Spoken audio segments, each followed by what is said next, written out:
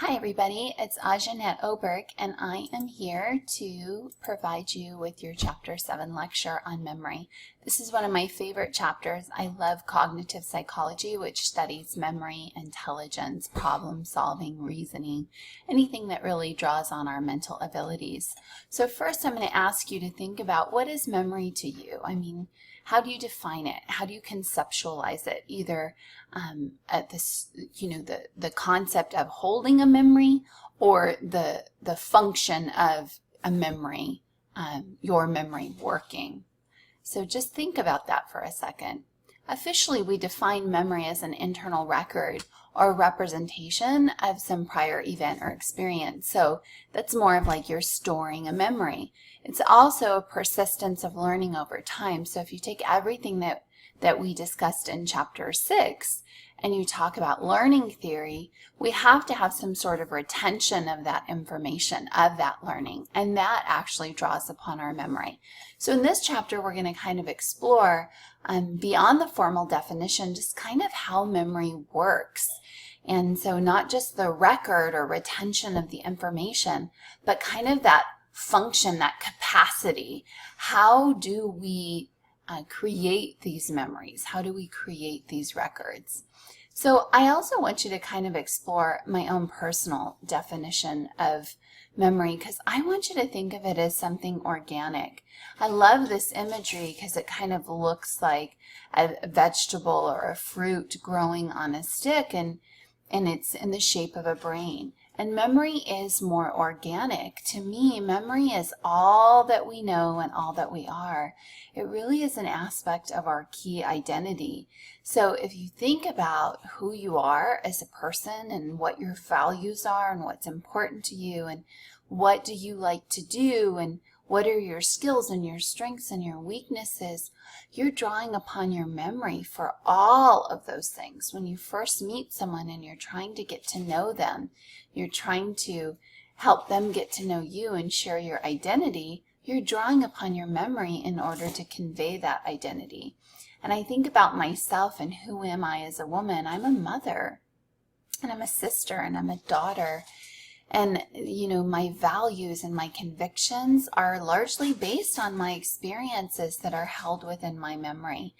I can think about my first birthday party that I can remember, my first kiss, my graduation from high school. Well, actually, I'm a high school dropout, so that doesn't work. But my high school, my associate graduation and my bachelor's graduation and my master's graduation that I shared with my mother in the same ceremony.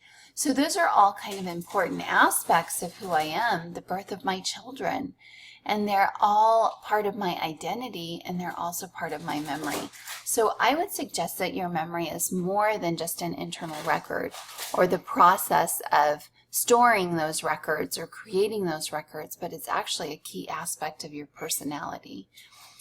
There's a video link here, and this actually goes to Stephen Wilshire. He is a savant. He's autistic, and a savant is somebody that has specialized skill sets in a particular area. And in his case, he has this incredible memory and artistic ability. And he's able to fly over Rome and see Rome just for a 20-30 minute flight. And then he's able to come back and he actually draws out, sketches out Rome with significant accuracy. And it's just amazing. And I want you to just kind of take a moment to look at that video, click on the link and watch that video, because it's incredibly, incredibly powerful. So the nature of memory, often we think of it as a storage, right? Like I have this, somehow I'm drawing out a file out of a file cabinet, or I'm drawing out, we kind of often think of memory as a video recording, and I'm drawing out the file. But really and truly, think of memory as more constructive in nature. It builds as you go. And as you have conversations, it can be fluid in that it can change. It's plastic. It has a tremendous amount of plasticity. And that memories are pliable and bendable and malleable, and they can be adapted over time through conversation through incorporating someone else's ideas, sometimes you think, like, I remember this very clearly and vividly, and then you're having a conversation with someone else that's there. And then they give you a little detail and they remind you, no, remember this happened. You're like, oh, you're right. And you start to question your memory, because memory is in fact not a concrete record, but it's constructive and pliable, and it adapts and changes. It's also very fragile, and we see this whether it's due to injury and we have some sort of amnesia or memory loss, or just its sensitivity in general, even outside of injury. It's also very suggestive. I remember in banking, the first time I was robbed, they separated us, and I felt like they were treating us like the criminals, like we were part of the robbers. And although there is an element of securing the finances and making sure that only the robbers portion is the portion that comes up missing, they are also trying to protect your memories, because if you're talking to one another, then you can suggest things to someone else, or they can suggest things to you, and it might affect your recollection. So they're trying to preserve that evidence of your memory. It can also be very inaccurate sometimes, especially like when you're talking about my exes. They have very inaccurate recollections of how things happened. Only my memory is accurate memory. But that being said, I've actually had some inaccuracies in my memory at times, and I just remember things inaccurately. If you've ever gone back to an old home that you lived in, an old area that you played in, you're like, whoa, I didn't remember it this way. And it always seems a little smaller than how you remembered it as well. So it can be inaccurate. It can also be very powerful, just as we saw with the Stephen Wilshire video, Flying Over Rome. It can be incredibly powerful and detailed. And that's what makes it so complex, is because many of these things are kind of oppositional to one another, and yet they still exist. And so we have a lot to learn about memory. Much of what we do know is theoretical. So there's 4 kind of models of memory that have been proposed and that are discussed in your book.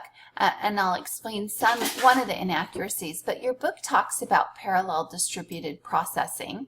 And this model is actually really drawing into that kind of connectionist characteristic of memory, in that there's certain neurons that fire during an experience, and all of those different neurons, because they're firing simultaneously in order to allow your body to function through that experience, they all kind of create this interconnected processing, and it's all distributed throughout your brain. It's not in one central location, but all those action potentials that are occurring, or all that firing and energy that's occurring at the time that the memory is being shaped, create this distribution of memory throughout your brain.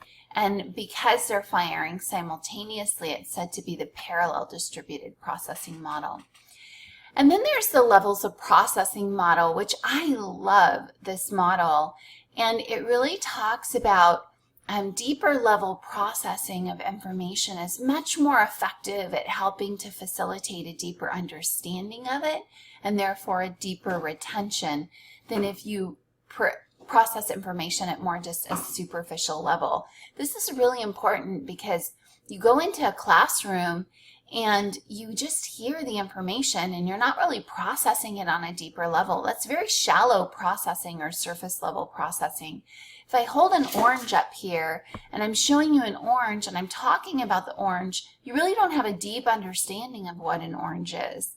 But when you start to peel away the layers of the orange and you start to peel back, now you first just looking at it, you can say, okay, well, you can estimate its size, its shape, its color. Maybe you can see a little bit of texture in it.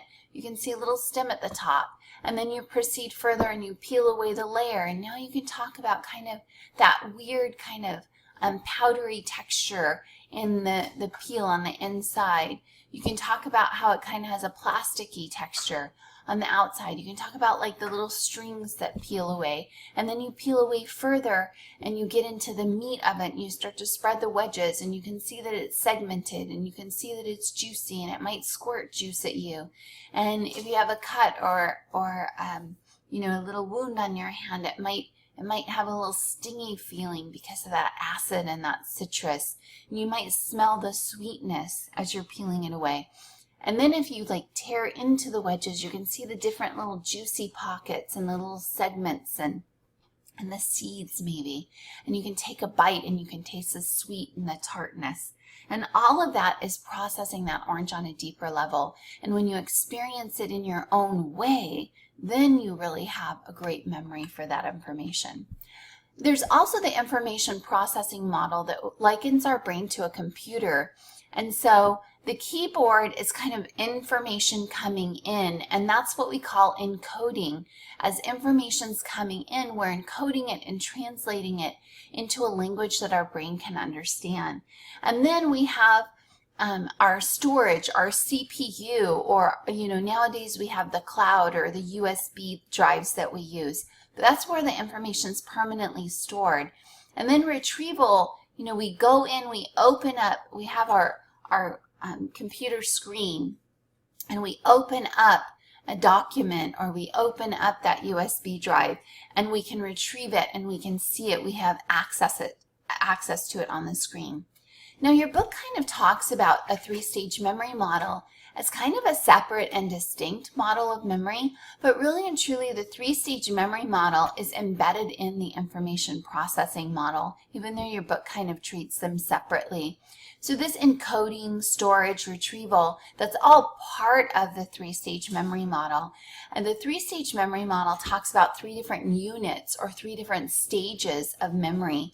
We have our sensory memory, our short-term or working memory, and our long-term memory. And it also can be likened to this computer model, where our sensory memory is that data coming in, that keyboard, we're inputting data. The short-term memory or working memory is that active computer screen, what's on the screen now. And then the long-term memory storage is your CPU. And so in the next video, I'm going to really go in depth into this three-stage memory model. And we're going to talk about the capacity, or how much information can be stored in each of the three stages of the memory, or three units of the memory. And we're also going to talk about duration. How long can we store information? And I like, you know, I'm trying to give you a mnemonic here: PDP, LOP, IP, and UOP. But notice that in your book, it really doesn't describe it as units of processing. But I think that's a really great way to conceptualize it if you want to kind of tie all four together and remember that there really are kind of different explanations or theories for memory, because we don't know precisely how it works. So each of these theories has its own support, and then another theory might contradict one of the previous theories, or it may just expand on it. Like, I think levels of processing model, wonderful model, but it can also be kind of incorporated into the units of processing, or the three-stage memory model. And I'll talk about that in the next video. So I will be back in just a few.